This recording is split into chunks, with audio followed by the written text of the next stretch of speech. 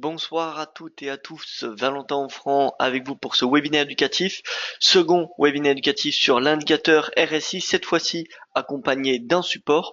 Ce webinaire se veut bien évidemment, comment dire, assez, alors, bon, excusez-moi, bonsoir à vous François, j'espère que vous allez bien. Alors n'hésitez pas à poser vos questions, hein, ce webinaire éducatif est fait pour cela, hein, c'est fait pour que tout le monde puisse y participer. Donc voilà, n'hésitez vraiment pas à poser vos questions, vos observations et également vos manières de trader avec l'indicateur RSI parce que tout est bon à prendre. Donc voilà, n'hésitez vraiment pas. Bonsoir à vous, Raymond, que je salue également son image. Ok, c'est parfait, on va pouvoir commencer. Alors, tout de suite, l'avertissement légal sur risque, je vous invite à prendre connaissance avant de poursuivre ce webinaire. Le trading avec effet de levier amplifie toujours les gains et les pertes. Un compte risque limité présente un risque de perte du capital investi. L'investissement sur compte titre présente un risque de perte en capital. IG fournit exclusivement un service d'exécution d'ordre. Cette présentation est à titre indicative et ne saurait être considérée comme un conseil ou une recommandation. Alors, petit sommaire, on va tout d'abord présenter l'indicateur. Qu'est-ce que le RSI? On va présenter ensuite les zones de surachat et de survente. On va voir ensuite ces différentes utilisations, donc pour déterminer la tendance d'un actif. On va également voir les divergences et le chartisme appliqué à l'indicateur RSI. Alors, donc, l'indicateur RSI pour Relative Strength Index, c'est un oscillateur. Ça fait partie des oscillateurs qui est borné, parce que tous les oscillateurs ne sont pas bornés. Hein. On a la MACD qui est un oscillateur, mais qui n'est pas borné. Voilà. Et qui a été créé par Wilder. Voilà. C'est son nom, et donc c'est le créateur de l'indicateur RSI. Il permet, cet indicateur de momentum, d'identifier l'état du momentum, ce qui semble assez logique. Donc il est borné entre 0 et 100. 0 qui est... alors ces bandes sont impossibles à être atteintes étant donné que c'est des moyennes, donc il faudrait que le RSI atteigne 100 pendant le nombre de périodes consécutives, donc ce qui est impossible. Donc il n'atteint jamais 0 et jamais 100, mais il tend vers l'une des deux bornes. Et donc le RSI inférieur à 30, il est dit survendu, tandis qu'un momentum supérieur à 70 est dit suracheté. C'est la transition pour les zones de surachat et de survente, comme on peut le voir ci-dessous sur l'image. Donc tout comme le stochastique, le RSI est un indicateur de momentum qui permet potentiellement, en tout cas c'est sa mission, de repérer les creux et les sommets du prix. Dans la théorie que le momentum guide l'action du prix. Donc en théorie, si on analyse le momentum, on devrait ça devrait coïncider avec l'action du prix, voire même être en avance. Mais attention, il y a toujours besoin des signaux parce que forcément, si cet indicateur était parfait, il serait utilisé par tout le monde. Donc oui, il fournit des fois des faux signaux. C'est pour cela que c'est pas l'indicateur que tout le monde utilise. Pourquoi n'atteint-il pas 100? Eh bien, c'est dans sa formule, Raymond. Hein. C'est dans sa formule. Donc, c'est impossible. Je vous invite à regarder la formule mathématique du RSI, mais c'est mathématiquement impossible que le RSI atteigne 100. Voilà. J'ai pas affiché la formule, je la connais pas par cœur, donc je vais pas pouvoir vous prouver devant vous. Mais si vous regardez la formule, vous verrez rapidement que ce n'est pas possible. C'est comme un stochastique à 100. Oui, à 100. C'est pas possible. Alors, à noter que, excusez-moi, un RSI qui chute en dessous de 30, pourquoi on dit que c'est des zones d'excès en dessous de 30 et 70? Tout simplement parce que c'est un indicateur de momentum. Donc, imaginez, il y a de plus en plus de personnes qui passent vendeurs. D'accord? Donc il y a plus de personnes qui prennent des bénéfices et qui passent short, donc vente à découvert. Eh bien, à un moment ou à un autre, il y aura plus personne pour vendre. On est d'accord? Il y aura plus que des acheteurs. Et donc, c'est à ce moment-là où le cours va faire un bottom et que le momentum va également rebondir. Voilà. Donc, un RSI en dessous de 30 signale qu'il pourrait, je dis bien pourrait, ne plus y avoir suffisamment de vendeurs pour que le marché continue à chuter. Voilà. Donc en conclusion, la théorie, je dis bien là on est dans l'aspect théorique, c'est qu'en dessous de 30, il y a un potentiel de rebond qui est, on va dire, plus important que la normale. Et bien évidemment, si on inverse, donc si le RSI est au-dessus de 70, il y a probablement possible, enfin c'est possible qu'il n'y ait plus suffisamment d'acheteurs pour porter le cours plus haut, tout simplement. Attention, il est important de savoir que l'indicateur peut rester suracheté ou survendu pendant de longues périodes de temps. C'est pas parce que le RSI atteint 30 qu'il va rebondir.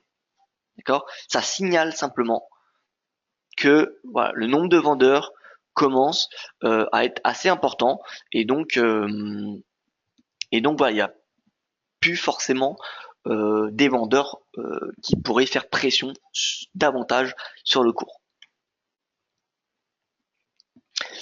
Seconde utilisation du RSI, c'est de déterminer la tendance d'un indice. Alors ça, on en parle plutôt peu, en tout cas dans mes webinaires et dans les webinaires des autres personnes, en tout cas dans les analyses, c'est vrai qu'on en parle assez peu, mais le positionnement du RSI donne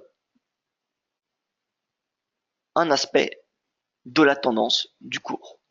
Si par exemple on a un RSI qui évolue majoritairement au-dessus de 50, ça veut dire que le cours est dans une tendance bullish. Regardez un petit peu ce graphique ci-dessus. Donc là, j'ai mis les zones en verte quand le RSI est au-dessus de 50 et en rouge quand il est en dessous. Et vous voyez très bien que là, on a le S&P, donc en tendance haussière, hein, on voit bien que le prix est plus haut qu'au début du graphique, et un momentum qui est majoritairement dans le vert.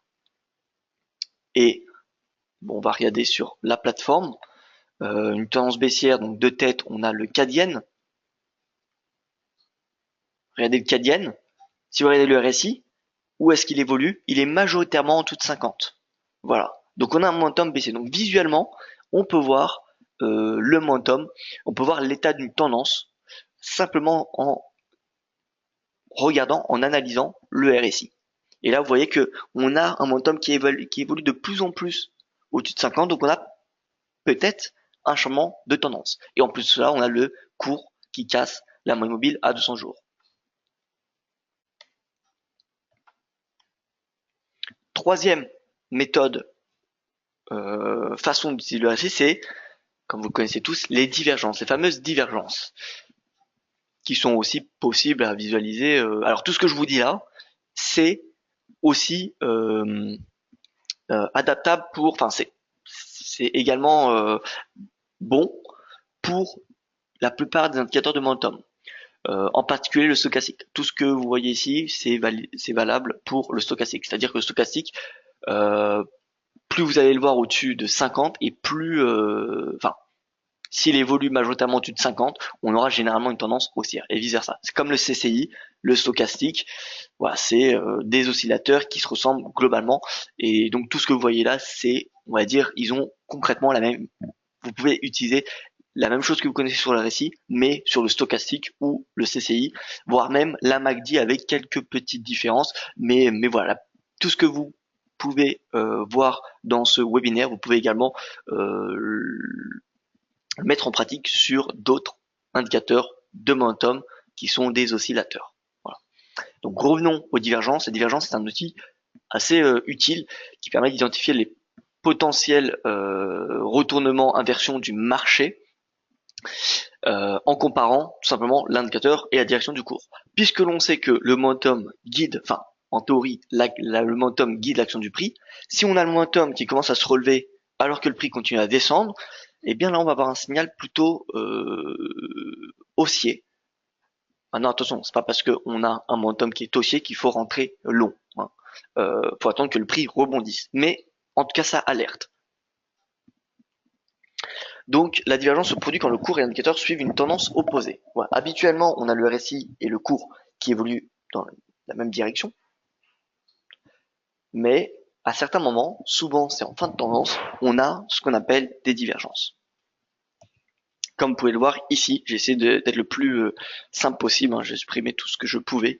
Et vous voyez bien, là, on a des creux de plus en plus bas sur le prix, sauf que le momentum, il inscrit des creux de plus en plus haut. On a une divergence haussière, parce que on suit l'action du momentum. Ici, on a une divergence baissière. Regardez, on a des sommets de plus en plus hauts. Et ici, on a des sommets qui sont plats. Donc on a un momentum plat. Bon, l'idéal, ça serait des sommets de plus en plus bas, bien évidemment. Mais là, on a des sommets qui marquent de plus en plus haut, qui sont de plus en plus hauts, alors qu'on a un momentum, une inertie un petit peu. Faut voir un petit peu le momentum comme de l'inertie. D'accord? Enfin pardon, le prix comme de l'inertie et le momentum vraiment la force sous-jacente. Donc c'est pas parce que imaginez que vous êtes sur un vélo, si vous pédalez vite et qu'ensuite vous arrêtez de pédaler, donc le momentum, vous vous ne fournissez plus d'énergie, sauf que le prix va, enfin vous allez continuer à rouler. Et bien là c'est pareil. C'est pas parce que le momentum s'arrête que le prix va s'arrêter également. Voilà.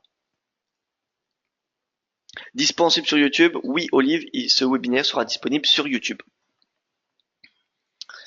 Donc voilà, donc là on a une divergence plutôt baissière, même si l'idéal, je vous l'admets, ce serait que les sommets soient de plus en plus bas sur le RSI.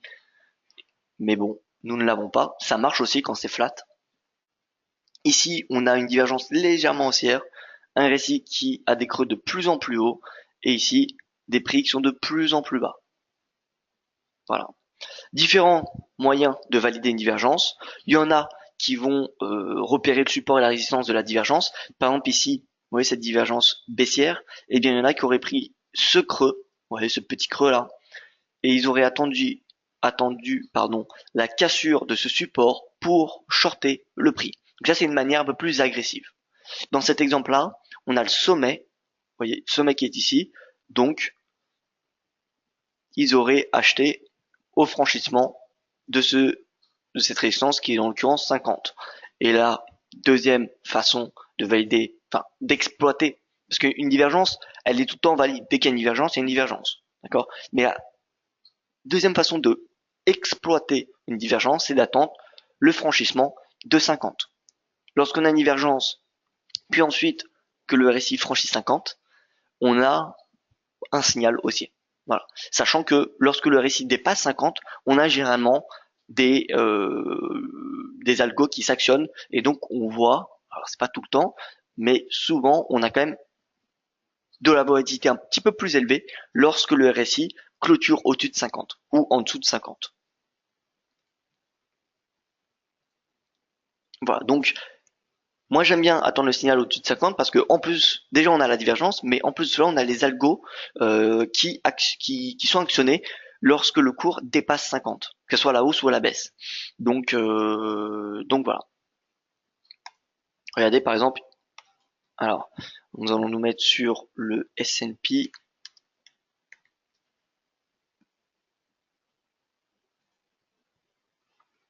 Voilà, donc le S&P, nous avons quoi? Nous avons le S&P en journalier avec un RSI. Alors, je vais mettre en journalier, pardon. J'étais en 4 heures. Voilà, on va se mettre dans cette tendance. Et là, vous voyez, rien que déjà on a un RSI qui est globalement au-dessus de 50. Hein. Vous voyez, on a une belle tendance haussière. Et là, regardez, clôture au-dessus de 50. Là, on a un rebond. Vous voyez, 50, c'est aussi comment dire, un niveau de support. Ici, on a la clôture au-dessus de 50. Ici également, alors, ici clôture au-dessus de 50. Et vous voyez que la volatilité, elle est quand même, alors, généralement, un petit peu plus élevée que la moyenne. Bon, ici, c'est des exemples un petit peu moyens. Mais alors, vous voyez ici par exemple c'est un très bon exemple. Ici on a une jolie bougie haussière. On peut revenir également ici. Voilà, clôture du 50, bougie haussière. Donc voilà, en plus de la divergence, moi j'aime bien attendre le franchissement de 50 parce qu'il y a ces fameux ordres qui sont actionnés. Donc c'est pas tout le temps, bien évidemment. Si c'était tout le temps, l'indicateur serait parfait et tout le monde l'utiliserait. Il faut bien comprendre qu'aucun indicateur est parfait et que tous les indicateurs fournissent des faux signaux. C'est pour cela que la gestion de risque est le plus important. Mais l'indicateur RSI, c'est quand même quelque chose qui est vraiment assez intéressant. Et sinon, sachez qu'on peut appliquer le chartisme, ce que vous connaissez dans l'analyse graphique, sur des indicateurs et en partie l'indicateur RSI, comme pour le voir ici. Donc ça semble un petit peu compliqué de voir ce que je voulais représenter. En fait, faites-le chronologiquement. Ici, on avait un support du RSI avec. Alors déjà, on avait une résistance que ne vous voyez pas ici. Il y avait des points hauts. Mais on avait une résistance. Et là, vous voyez que le RSI dépasse, casse cette résistance. On atteint la clôture. Et regardez, grosse bougie haussière, signal haussier. Ici, on a un support. Franchissement, cassure de ce support. Bougie baissière, prise de bénéfice, tout simplement. Ici, pareil, résistance. On attend la cassure pour passer long. Voilà. Belle bougie haussière. Regardez encore une fois. La volatilité qui est assez importante. Donc, ordre d'achat possible, je dis bien. Et ici, on a un support du RSI. Le RSI qui casse ce support. On est presque au point haut. Vous voyez, c'est la première bougie baissière. Et donc, prise de bénéfice à ce moment-là. Etc., etc. Donc, le chartisme est possible sur le RSI. Et même très conseillé. Et là, j'ai mis que des supports et des résistances, mais vous pouvez très bien mettre des triangles, des comment dire, des biseaux, des drapeaux de momentum. Voilà, il y a tout ce que vous connaissez en chartisme est globalement adaptable sur le récit et complètement utilisable. Voilà, maintenant c'est pas des chants de japonais, donc ça va être compliqué de visualiser des étoiles filantes par exemple, mais voilà, c'est tout à fait possible de voir des configurations chartistes sur le RSI.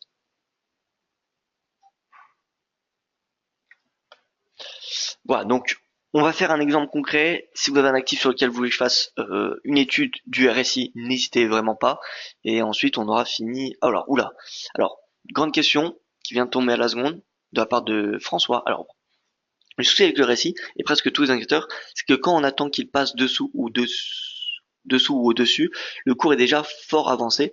Moi, je le borne à 20 et 80 et ça me donne une idée plus précise des zones out. Et en intraday, dès qu'il réintègre la zone entre les bornes, je short ou long en 30 secondes après confirmation de deux bougies par exemple et autres paramètres, donc stop, court, sous ou dessus du dernier point haut ou bas. Alors je vois ce que vous voulez dire, donc enfin corrigez-moi si j'ai tort, mais en fait vous vous mettez sur une temps plutôt faible, vous mettez des bornes à 20 et 80 au lieu de 30 et 70, vous attendez que le RSI passe dans sa zone d'excès et dès qu'il y ressort, donc dès qu'il ressort de sa zone d'excès, vous passez soit long, soit short, ça dépend si le momentum était suracheté, survendu, voilà, vous scalpez, enfin vous faites des trades de très court terme euh, avec ces signaux. Exactement, voilà, c'est ça. Donc, ceci pour dire qu'on peut interpréter le RSI de manière différente et surtout en fonction du time qu'on utilise. Exactement, François. Là, de toute façon, c'est pour poser les bases vraiment du RSI. Le RSI, vous pouvez l'utiliser d'une façon vraiment très, enfin, il y a une multitude de façons. Ce que vous avez dit, je ne l'ai pas dit dans ce webinaire, mais c'est tout à fait possible. Les zones d'excès, elles sont tradables. Donc sur une unité de temps journalière, mais également beaucoup plus faible. Moi, j'ai l'habitude de me mettre sur une unité de temps journalière ou 4 heures. Mais voilà, en intraday, c'est clairement possible. Donc, pour trader les zones d'excès, c'est pas on short quand le RSI entre dans sa zone d'excès, parce que lorsqu'il entre dans sa zone d'excès, le momentum est toujours haussier. Vous voyez, dans sa zone de surachat, le momentum est toujours orienté à l'achat, orienté à la hausse. Donc, vendre un momentum haussier, c'est très risqué. Donc, ce qu'il faut attendre, c'est un retournement du momentum. C'est pour cela que les zones d'excès sont que des alertes. Donc dès qu'on va rentrer, dès que le récit va rentrer, il y aura une alerte parce que tout excès est corrigé de toute façon. Donc dès que le récit est dans un excès, on attend qu'il sorte de sa zone pour passer short ou long. Donc là en l'occurrence, on aurait attendu ce prix de clôture et vous voyez que là par exemple, on avait également une façon de trader. On attend la clôture sous cette zone d'excès, hop, ordre vendeur, et là on avait une belle baisse. Et ensuite, vous pouvez prendre des bénéfices. Soit lorsque le RSI revient 50. Pourquoi? Parce que c'est probable. Il y a une probabilité quand même. Alors, je ne dirais pas très élevé, mais 50, c'est une zone où le momentum a des chances, plus de chances de rebondir que n'importe où autre part. Regardez ici, RSI rebond sur 50. Euh, bon là on a eu un petit excès, mais globalement, flat sur 50, rebond sur 50, bref, 50, ça peut être une zone de prise de bénéfice. Donc, soit vous pouvez prendre des bénéfices lorsque le prix franchit 50, teste 50, ou alors complètement vous attendez que le RSI retourne à sa zone, comment dire, tout en bas, mais c'est très risqué parce que regardez ici, là on a le RSI qui rentre dans sa zone d'excès, il y sort et vous voyez, on a globalement la majeure partie du temps. Alors, en l'occurrence ici, vous aurez été gagnant de 5 points pour un drawdown de 250. Donc vous voyez que c'est attendre que le RSI atteigne sa zone d'excès opposée n'est pas forcément la meilleure stratégie, d'accord. Sinon, c'est pas autant, c'est pas aussi binaire que cela, sinon ça serait trop facile à gagner avec des indicateurs. Voilà, donc il y a plusieurs moyens de prendre des bénéfices. Soit vous pouvez faire du chartisme sur le RSI, soit vous pouvez attendre que le RSI revienne à 50, soit à la borne opposée. Voilà, il y a vraiment beaucoup de possibilités avec le récit. Mais voilà, ce que vous m'avez dit, François, c'est une excellente façon également d'utiliser le RSI, c'est d'attendre que le cours, que le RSI sorte de sa zone d'excès et ensuite acheter ou vendre pendant 1, 2, 3 chandeliers, attendre que le RSI revienne à 50, attendre que le RSI revienne à la borne opposée. Voilà, encore une fois, il y a de multitudes de combinaisons possibles. Également, vous pouvez le faire avec combiner le RSI et le stochastique pour filtrer et avec une moyenne mobile. Une moyenne mobile, c'est très important pour trader dans le sens de la tendance. Donc, par exemple, dans une tendance haussière, vous allez vous intéresser qu'aux positions acheteuses. Voilà. Ça, c'est une base du trading. Donc, on s'intéresse qu'aux positions acheteuses. Et bien, par exemple, dès que le RSI dépasse 50, vous voyez, on peut, par exemple, passer à l'achat. Donc là, en l'occurrence, on a 3 signaux que j'ai pris vraiment aléatoire, de façon aléatoire. Et vous voyez que, mince, 21 avril, voilà, je pense que je suis bon. Et là, vous voyez que clairement, c'est même encore un tout petit peu avant, c'est un jour. Voilà. Donc franchissement de 50. Vous voyez, le RSI n'est pas parfait. De toute façon, il n'y a aucun indicateur parfait. Mais vous voyez que par exemple, rien que cette stratégie, avec une moyenne mobile de long terme et un RSI, il y a moyen d'avoir des points d'entrée assez sympathiques. Voilà. Maintenant, il faut savoir qu'il n'y a aucun indicateur qui vous donneront 100% de trade réussi. Sinon, tout le monde utilise cet indicateur et tout le monde serait gagnant. Voilà. Que dire passer long ou court? Alors long c'est achat et court c'est vendeur, tout simplement. Mais c'est plutôt comment dire dédié au futur et au CFD. Pourquoi? Parce que short, quand on dit short, c'est le short à découvert, c'est-à-dire la vente à découvert. Or, quand on dit vendre dans le langage courant, c'est juste prendre des bénéfices. Vous voyez? Enfin, ça peut être que prendre des bénéfices. Alors que quand on dit short, c'est vraiment un terme financier pour dire shorter le cours, c'est-à-dire vendre à découvert. Vous voyez, vraiment exploiter la baisse. Alors que quand on vend quelque chose, c'est-à-dire qu'on l'avait acheté auparavant. Donc voilà, short, c'est vraiment pour être précis dans le sens, c'est pas prendre des bénéfices, c'est vraiment exploiter la baisse. Voilà.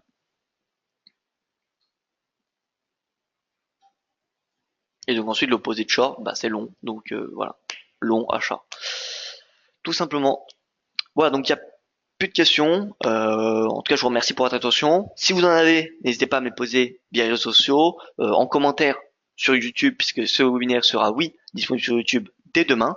Et sinon, eh bien, via mon adresse email, comme d'habitude. Voilà. Merci à vous pour votre attention, pour votre participation. Excellente soirée et à demain pour mon prochain webinaire.